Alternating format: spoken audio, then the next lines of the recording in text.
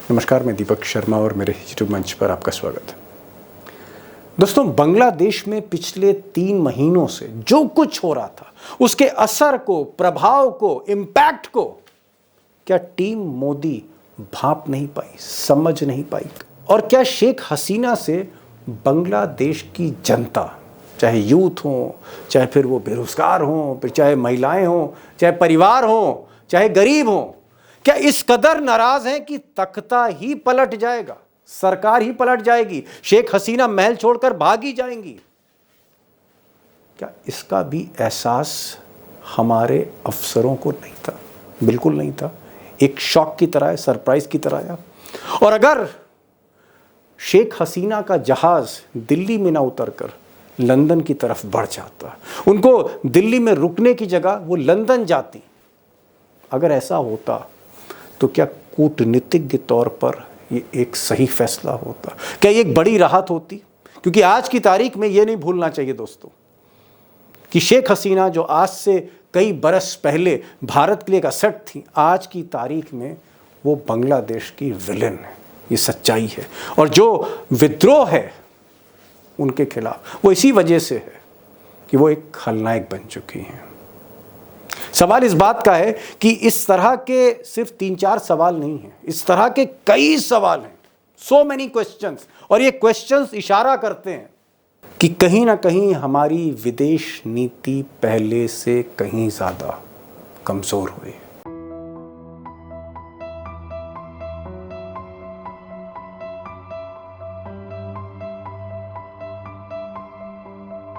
Deep divides and growing polarization in Bangladesh politics. अब दोस्तों, शेख हसीना की जो सरकार है वो तो चली गई, और हो सकता है कि शेख हसीना अब दोबारा बांग्लादेश जा भी ना पाए, क्योंकि हालात इतने ख़राब हैं, उनके प्रति इतना ज़्यादा रोष और गुस्सा है। लेकिन जो नई सरकार अब बनेगी, चाहे वो अंतरिम सरकार हो या बाद में चुनाव के ज़रिए नई सरकार है, फुल फ्लेजेड गवर्नमेंट है, क्या उससे हमारे देश के रिश्ते पहले जैसे होंगे जैसे शेख हसीना से होंगे? एक बड़ा चैलेंज, एक बड़ी चुनौती है। और मैं ये सवाल इसलिए उठा रहा हूँ क्योंकि बांग्लादेश ना सिर्फ एकमात्र ऐसा देश है जो भारत के बीच रचा बसा है चारों तरफ से, बल्कि बांग्लादेश के साथ, चाहे वो बांग्लादेश की सेना हो, चाहे बांग्लादेश के अफसर हो, चाहे बांग्लादेश का बिजनेस हो, चाहे बांग्लादेश की संस्कृति हो, कल्चर हो, भाषा भी हो, पश्चिम बंगाल और बांग्लादेश की, हर स्तर पर, हर पैमाने पर बांग्लादेश और भारत जुदा नहीं हो सकते। और सबसे बड़ी बात, बांग्लादेश के साथ जो हमारा व्यापार है, it's really big. $16 billion, $16 billion का व्यापार है। आप कल्पना नहीं कर सकते। नेपाल, श्रीलंका, म्यांमार, पाकिस्तान, आप कल्पना नहीं कर सकते इतना इंपॉर्टेंट और इतना बिग बिजनेस ट्रांजैक्शन से रिलेशनशिप। तो कहीं ना कहीं ये जो बिजनेस है इस पर भी असर पड़ा है, हमारी कूटनीति पर भी असर पड़ा है, और जो हमारे सामरिक रिश्ते हैं, स्ट्रेटेजिक रिलेशंस हैं, उस पर भी असर पड़ा है। इसलिए सबसे बड़ा सवाल कि आज के दौर में जहां पाकिस्तान से रिश्ते खराब हैं, श्रीलंका और नेपाल से पहले जैसे रिश्ते नहीं हैं, क्या बांग्लादेश में अब जो कुछ हुआ है एक नई मुसीबत है, एक नया चैलेंज है? और ये अगर एक बड़ा चैलेंज है Bangladesh, biggest challenge right now, तो इस चैलेंज से क्या मोदी सरकार निपट सकती है? क्या निपट सकती है? आज जिस तरह से विपक्ष ने ऑल पार्टी मीटिंग में भरोसा दिया मोदी सरकार, हालांकि मोदी जी उस मीटिंग में नहीं आए, लेकिन भरोसा दिया राहुल गांधी ने, भरोसा दिया समूचे विपक्ष ने कि हम आपके साथ खड़े, आप जो भी कदम लेंगे, जो भी फैसले लेंगे, हम आपके साथ खड़े, टोटल सपोर्ट। भले ही हम सदन में लड़ते रहें, भले ही आप ईडी और इनकम टैक्स के जरिए जेल में डालते रहें, लेकिन इस मुद्दे पर हम आपके साथ हैं। लेकिन बड़ा सवाल कि क्या मोदी इस चैलेंज से निपट सकते हैं? इस सिचुएशन, इस क्राइसिस सिचुएशन से मोदी जी इस देश को पार ले जा सकते हैं? अब दोस्तों, आज का जो सवाल है ये किसी इलेक्शन की खबर नहीं है, ये कोई राहुल गांधी वर्सेस मोदी नहीं है, ये कोई योगी वर्सेस अमित शाह नहीं है, या अखिलेश यादव वर्सेस बीजेपी नहीं है। आज का सवाल पूरे देश का सवाल है, बड़ा सवाल है, एक बड़ी क्राइसिस सिचुएशन है। जिसमें हम बहुत हद तक नहीं जा सकते। हम ये भी नहीं बता सकते कि बांग्लादेश में जो कुछ हो रहा है उससे देश को कितना नुकसान हो रहा है। बहुत सी ऐसी चीज़ें यहाँ दुश्मन कुंडली मार के बैठा हुआ है, चीन, ISI, पाकिस्तान और भी कई देश हैं जो घात लगाए बैठे हुए हैं कि कहीं ना कहीं भारत और बांग्लादेश की दोस्ती में दरार डाली जाए। It's a very big question, very serious question. और इसलिए आज मैंने 2 खास मेहमान बुलाए हैं और मैं कोशिश करूंगा कि सवाल को समझने की कोशिश करिए, क्योंकि आने वाले दिनों में अगर बांग्लादेश की स्थिति सुधरती नहीं, भारत सही तरह से उसको टैकल नहीं करता, निपटता नहीं, तो एक बड़ी क्राइसिस हो सकती है।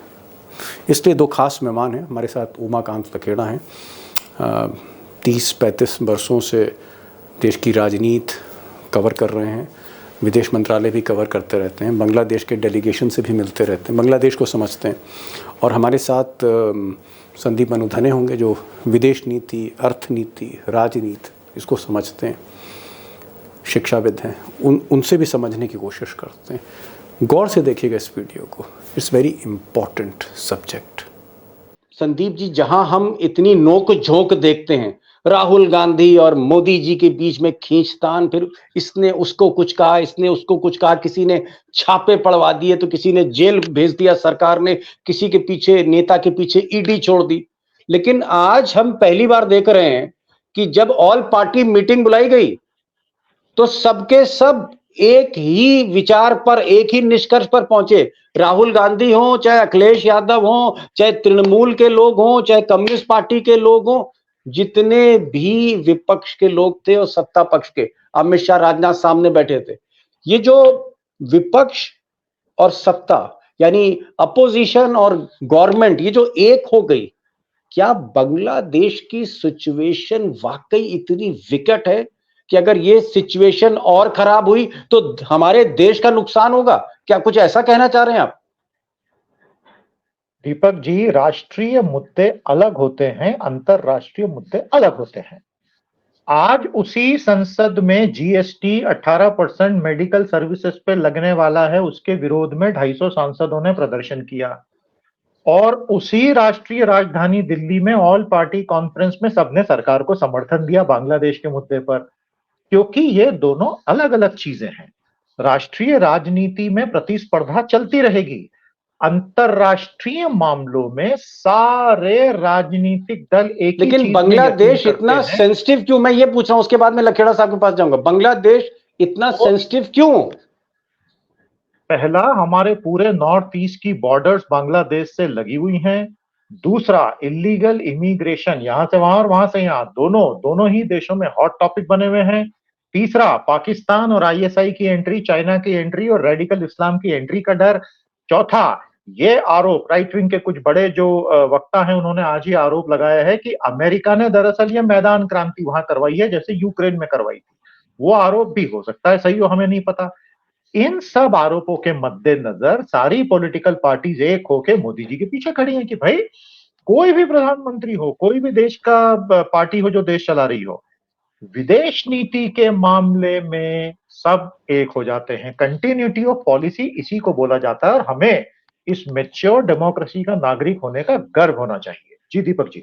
लखेड़ा साहब, मेरा जो सवाल है वो ये है कि संदीप जी ने कहा कि भाई बड़ा सेंसिटिव मामला है, बांग्लादेश में अगर मसला नहीं सुलझा, भले ही वो दूसरा देश हो, लेकिन बांग्लादेश ऐसा देश है, एकमात्र ऐसा देश है, पाकिस्तान, नेपाल, श्रीलंका नहीं है, हमारे देश में बसा है। तीनों तरफ से बांग्लादेश की जो बाउंड्रीज हैं वो भारत में है, सिर्फ एक तरफ समंदर है। तो बांग्लादेश एक तरह से आप कह सकते हैं कि ऐसा देश है जो हमारे देश में बसा हुआ है। अगर वहां पर, मनु धने साहब कह रहे हैं, अगर हिंसा और बड़ी, वायलेंस और ज्यादा हुआ, सेकुलर गवर्नमेंट नहीं आई, तो ये भारत के लिए बहुत बड़ी दिक्कत है। आपको लगता है कि ये सबसे बड़ा चैलेंज है आज की तारीख में मोदी के लिए कि किसी तरह से बांग्लादेश का जो मसला है हल किया जाए?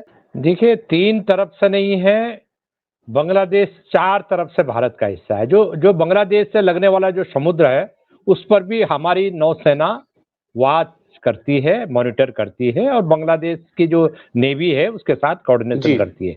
तो ये कह सकते हैं कि ये सराउंडेड है, इनसर्कल्ड है चारों तरफ से, और बांग्लादेश का जो एग्जिस्टेंस है वो भारत के साथ को एग्जिस्टेंस पे ही निर्भर करता है। वो पाकिस्तान नहीं है कि पाकिस्तान ईरान के रास्ते आप मिडिल ईस्ट में चले जाएं। बांग्लादेश कहीं जा नहीं सकता है हमारे बिना, हमारी रेल के बिना, हमारी एयर स्पेस के बिना, हमारे साथ जो उसके व्यापारिक फीस के बिना रिलेशनशिप है, जी, हमारे समुद्र के बिना वो कहीं जा नहीं सकता है। तो चारों तरफ से। एंड दूसरी बात है कि देखिए वो भारत की कोख में पैदा हुआ है और कल्चरली हमारा जो पश्चिम बंगाल है और पूर्वी बंगाल जिसको कहते थे, जब भी पाकिस्तान का हिस्सा था, अब तो उसको बांग्लादेश नाम दिया गया है जब से वो अलग हुआ। तो ये कल्चरली सांस्कृतिक रूप से बहुत अभिन्न तौर पर जुड़े हुए हैं और एक दूसरे के यहाँ ट्रेड बहुत बड़े पैमाने पर ट्रेड होता है। और मैं तो ये मानता हूं कि इतना ट्रेड अपने पड़ोस में मिलाकर के भी पड़ोसी देशों से नहीं है जितना अकेला बांग्लादेश से है। टेक्सटाइल मतलब आप कह रहे हैं कि बिजनेस अरबों खरबों रुपए का बिजनेस भारत का है, उस पर भी नुकसान हो रहा है, आर्थिक चोट भी पड़ रही है दोनों देशों का। अगर भारत का ट्रेड उसके साथ क्लोज होता है, उस पर तो उसकी तो लुटिया डूबेगी ही डूबेगी। भारत को भी बहुत ज्यादा खामियाजा भुगतना पड़ेगा। हमारे सर्वदलीय बैठक बहुत अच्छी हुई है। प्रधानमंत्री को ये सर्वदलीय बैठक को लीड करना चाहिए था, लेकिन प्रधानमंत्री जी ने उसको लीड नहीं किया। ये एक किस्म से जो कूटनीतिक क्षेत्रों में जो लोग काम कर रहे हैं उनको लगता है कि प्रधानमंत्री जी को मौके पर फ्रंट में आना चाहिए था, नहीं आए। उसका क्या कारण है उसमें टिप्पणी में डिटेल में नहीं जाएंगे, हमारे पास काफी दिनों का वक्त है कि हम लोग इसकी एनालिसिस कर पाएंगे। लेकिन मैं बहुत बहुत स्पष्ट शब्दों में ये कह सकता हूं कि भारत के सामने ऑप्शंस बड़े लिमिटेड है। भारत सीधा दखलंदाजी देने के दूर दूर तक भी सोच नहीं सकता है। बड़ी बात आपने, 2-3 बड़ी बात कही लखेड़ा साहब। आपने कहा कि एक तो सिचुएशन बहुत ही नाजुक है इस वक्त बांग्लादेश में, और भारत का जो इंटरेस्ट है सीधे बांग्लादेश से डायरेक्टली कंसर्न है।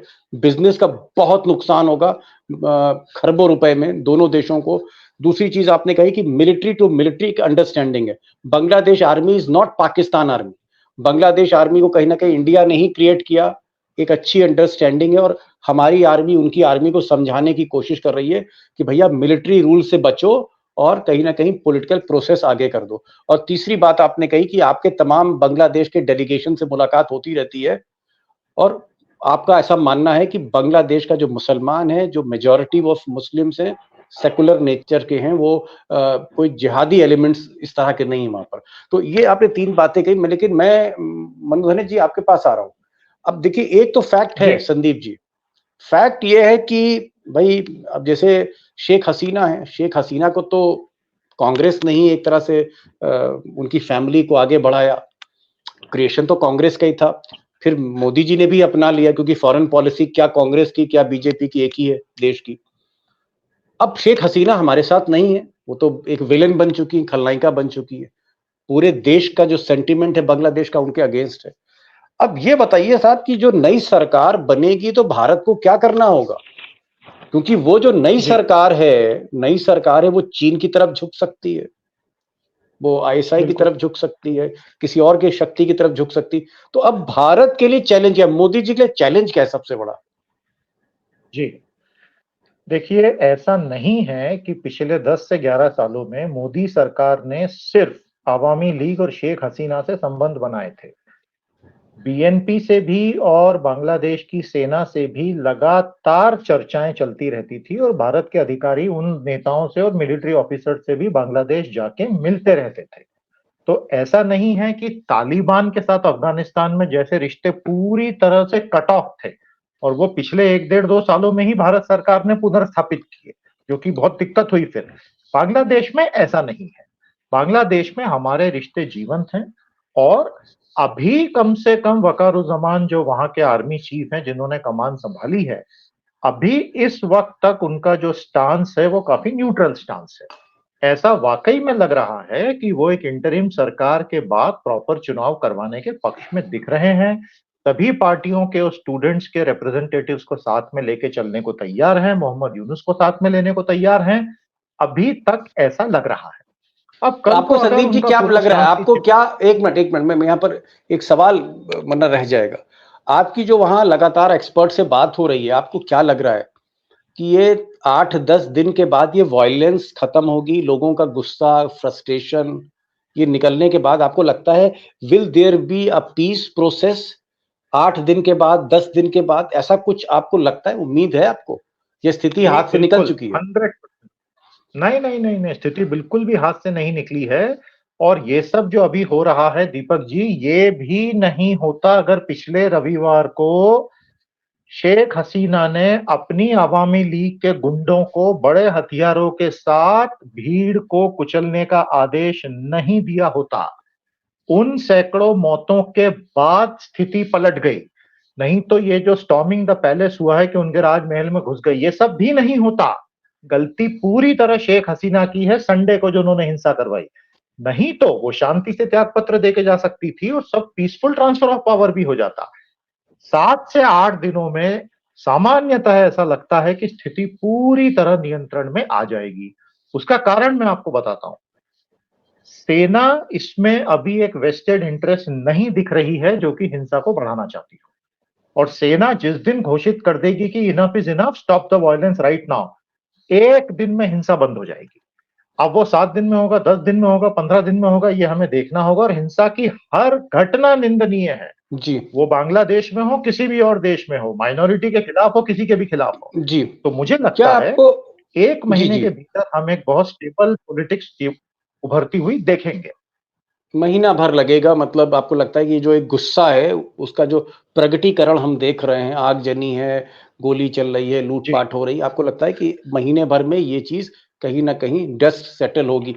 एक सवाल मैं आपसे पूछूंगा, फिर मैं लखेड़ा साहब के पास जाऊंगा। ये बताइए, शेख हसीना का भारत में रहना उससे बेहतर है कि वो ब्रिटेन चली जाएं, फिनलैंड, यूरोप में उनका परिवार है, फिनलैंड चली जाएं, या उनकी जो भांजी है, उनकी बहन की जो लड़की है, जो रेहाना उनकी बहन है, उनकी जो बेटी है, वो वहां पर नेता है ब्रिटेन में, वो ब्रिटेन चली जाए? तो ब्रिटेन आनाकानी क्यों कर रहा है शेख हसीना को दीपक जी, ब्रिटेन बुलाने में? ठीक, इसमें पक्ष विपक्ष दोनों तर्क हैं। क्योंकि भारत ने, कांग्रेस पार्टी का राज रहा हो या मोदी जी का राज रहा हो, हमेशा शेख हसीना को जबरदस्त समर्थन दिया है। इसलिए ये उचित नहीं होगा कि हम उनको एकदम से बोलें कि आप यहां से जाइए, वो तो मतलब अमानवीय लगेगा। एक बात तो ये हुई। अब रिस्क हमारे लिए ये है कि यदि बांग्लादेश में हिंसा नियंत्रण में नहीं आती है और उस हिंसा का, गुस्से का फोकल पॉइंट शेख हसीना बनी रहती हैं और शेख हसीना भारत में बनी रहती हैं, तो वो गुस्सा भारत के खिलाफ होगा, तो वो भी भारत के लिए ठीक नहीं है। तो कहीं ना कहीं मोदी सरकार ये कोशिश करेगी कि शांतिपूर्वक अगर इनको किसी और देश में भेजा जा सके तो बहुत अच्छा रहेगा। उनकी व्यक्तिगत सुरक्षा की शायद गारंटी भी हम ले लें और उनको यहाँ से रवाना कर दें। मोटे तौर पर हफ्ते रवाना भर में कर ये हो जाना चाहिए, जो समझ पा रहा हूँ। जी जी जी। चलिए, खैर, ब्रिटेन की अपनी मुसीबतें हैं, ब्रिटेन को जो भी लगता हो। लकड़ा साहब, यही सवाल मैं आपसे पूछ रहा हूँ कि क्योंकि एक चीज तो तय है कि शेख हसीना जो जिन्होंने इलेक्शंस जिस तरह से रिग कराए, ऐसा लोग कहते हैं, इलेक्शन में वहां बेईमानी हुई, सारे विपक्ष को जेल में डाल दिया। उसके बाद स्टूडेंट के साथ जो उनका बर्ताव था रिजर्वेशन को लेके, वो ठीक नहीं था, और कुल मिलाकर वो एक विलन बनती चली गई, खलनायिका बन गई। हालांकि वो पहले ऐसे नहीं थी। अगर आप 7-8 साल पहले शेख हसीना को देखें तो शेख हसीना ने, हमको उनको क्रेडिट देना चाहिए कि बांग्लादेश की इकोनॉमी को कहीं ना कहीं साउथ एशिया में पाकिस्तान से बेहतर किया, श्रीलंका से बेहतर किया। वो बल्कि वियतनाम और कंबोडिया जैसे देशों को टक्कर दे रही थी। जिस तरह से चाइना से फैक्ट्रियां आके रिलोकेट हो रही थी, टेक्सटाइल की एक पावर बन गई, सॉफ्टवेयर की एक पावर बन रही थी। तो शेख हसीना का कंट्रीब्यूशन था, लेकिन पिछले 5-6 साल में, चाहे वो सत्ता की लालच जो भी हो, वो विलेन बन गई। और पूरे देश के सेंटीमेंट्स, बांग्लादेश के सेंटीमेंट्स आज उनके फेवर में नहीं, अगेंस्ट में। तो क्या एक ऐसी महिला जो हमारे पड़ोस में जितना भी वहां पर लोग हैं बांग्लादेश में, वो उनके खिलाफ हैं, कितने दिन तक इनका यहाँ रहना ठीक होगा? और क्या बेहतर हमारे देश के लिए यही होगा कि इनको प्रणाम किया जाए और ये विदेश चली जाए शेख हसीना? देखिए देखिए शेख हसीना को जो कूटनीति कहती है, डिप्लोमेसी का जो मैसेज होता है, वो ये कहता है कि किसी के साथ भी, इवन आपका इनिमी भी क्यों ना हो, अगर वो आपके साथ शरण लेना चाहता है आपके देश में, तो आप उसको दुत्कार करके नहीं भेज सकते। भारत के लिए ये बहुत सेंसिटिविटी के साथ हैंडल जी करना पड़ेगा। शेख हसीना को ये क्रेडिट जाता है पूरी तरह कि उन्होंने बांग्लादेश और भारत के आपसी रिश्तों को मजबूत बनाने में, विश्वास को बढ़ाने में कोई कसर नहीं छोड़ी। नहीं, लेकिन साहब आज तो विलेन बन गई ना। हाँ, इसीलिए यही एक विलन बन गई। अपने आवाम के सामने उनसे मिसहैंडलिंग हुई, सिचुएशन को गलतियां हुई, इलेक्शन रैगिंग किया उन्होंने, इलेक्शन को गलत तरीके से। नहीं तो अब क्या होना चाहिए? उनका यहाँ रहना कितना ठीक है, मैं ये पूछ रहा हूं आपसे। देखिए, आपका तजुर्बा क्या कह रहा है? मेरा तजुर्बा, देखिए, जो मैं मानता हूं कि अभी जो मेरी सूचना है कि उनको एक अज्ञात जगह पर दिल्ली एनसीआर में रखा गया है और वहां उनको रखा जाएगा जब तक उनकी फोर्सफुली, अगर उनका वैकल्पिक अरेंजमेंट हो सकता है, कहीं पर वो स्वेच्छा से जाना चाहें तो जा सकती है। अदरवाइज मैं आपको एक बात बता दूं कि हम उनकी पार्टी के नेताओं को, उनकी पार्टी के लोगों को ये मैसेज इस मौके पर नहीं दे सकते कि ना हमसे आपसे कोई मतलब है, ना आपकी नेता से कोई मतलब है, और हम उनको जो है कहीं कश्मीर बॉर्डर पर, कहीं राजस्थान बॉर्डर पर छोड़ा है। संदीप जी, आपको लगता है कि देर सबेर वहां पर एक सरकार जब बन जाएगी, स्थितियां काबू में आ जाएंगी, तो फिर जो शेख हसीना की जगह जो भी सरकार आएगी, क्या भारत के रिश्ते सही हो सकेंगे? और क्या भारत चीन को और आईएसआई को, चीन और पाकिस्तान को बांग्लादेश में गढ़ बनाने से रोक पाएगा? ये डिपेंड करेगा दीपक जी कि हमारा एटीट्यूड उस नई सरकार के प्रति कैसा होगा। अगर जैसा हमने सार्क में आरोप अक्सर लगते हैं और सबूत भी कि हमने एक बिग ब्रदर एटीट्यूड दिखाया था, पूरा सार्क ही ढह गया 2015 के बाद। अगर नई सरकार के प्रति हमारा रवैया दोस्ताना रहा, जो इस पे डिपेंड करेगा कि वो कितनी सेक्युलर रहती है सबके साथ, तो रिश्ते बहुत अच्छे बनाए जा सकते हैं, भले ही उनकी डोमेस्टिक पॉलिसीज अर्थतंत्र में कुछ भी हो। लेकिन अगर रवैया शुरू से थोड़ा सा अब्रेसिव और फ्रिक्शन भरा रहा, तो फिर कुछ समय लगेगा स्थितियों को नॉर्मल होते हुए। लेकिन मैं एक बात बिल्कुल साफ बता दूं, बांग्लादेश के आर्थिक हित भारत के साथ इतने गहरे जुड़े हुए हैं कि वो चाह के भी भारत से रिश्ते नहीं तोड़ सकता, और ज्योग्राफी ऐसी है उसकी। तो जी, चाह कर भी नहीं तो 6 से 7 महीने में तो चाह कर भी बांग्लादेश रिश्ते नहीं तोड़ सकता। और संदीप जी और लखेड़ा साहब का कहना है कि भाई सेकुलर गवर्नमेंट हो तो वही दक्षिण एशिया के लिए, भारत के लिए बेहतर है, क्योंकि माइनॉरिटीज बांग्लादेश में भी हैं, माइनॉरिटी इंडिया में भी है, और दोनों को कहीं ना कहीं खुले दिमाग से सोचना होगा। क्योंकि अगर हिंसा आज के दौर में एक सरहद के उस पार होती है, तो उसको सरहद के पार आने में कोविड जैसा समय लगता है। वायरस है एक तरह का। तो बेहतर यही होगा कि वहां एक सेकुलर गवर्नमेंट आए। आर्मी जो है वो पूरी तरह से माइनॉरिटी को प्रोटेक्ट करने का एश्योरेंस दे चुकी है।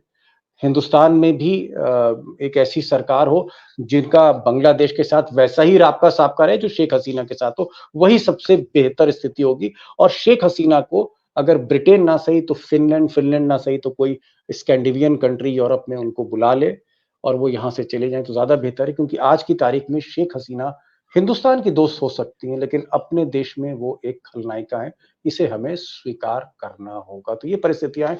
लखेड़ा साहब, आप आए, बहुत सी बातों को आपने सामने रखा, बहुत सी सेंसिटिव बातें भी आपने शेयर करी हमसे। संदीप जी, आपका जो जिस तरह से आप बताते हैं सामरिक रिश्तों के बारे में, अंतर्राष्ट्रीय संबंधों के बारे में, और जिस आसानी से आप समझाते हैं, वो तो एक गजब का जो है, एक आपका एक अप्रोच है समझाने की। बहुत बहुत शुक्रिया संदीप जी आपका, लखेड़ा साहब आपका। और दोस्तों, बड़ा नाजुक सब्जेक्ट है। किसी भी देश में, और वो पड़ोसी हो और चारों तरफ से भारत के अंदर बसा हो, ऐसे देश में अगर हिंसा हो रही है, आगजनी हो रही है, रुक नहीं रही है, बड़े पैमाने पर कत्लो गारत हो रही है, ये हमारे देश के लिए भी ठीक नहीं है। तो इस देश पर, इस पूरे मसले पर राजनीति बिल्कुल भी नहीं होनी चाहिए। हमको वही अप्रोच दिखानी चाहिए जो हमारे देश के विपक्ष ने दिखाई है। राहुल गांधी ने, अखिलेश यादव ने, उद्धव ठाकरे ने, शरद पवार ने, सबके सब एक इस वक्त पर मोदी के साथ खड़े हो गए। क्योंकि मसला इतना बड़ा है, अगर ये विकेट हुआ तो बहुत चैलेंजिंग हो जाएगा भारत के लिए।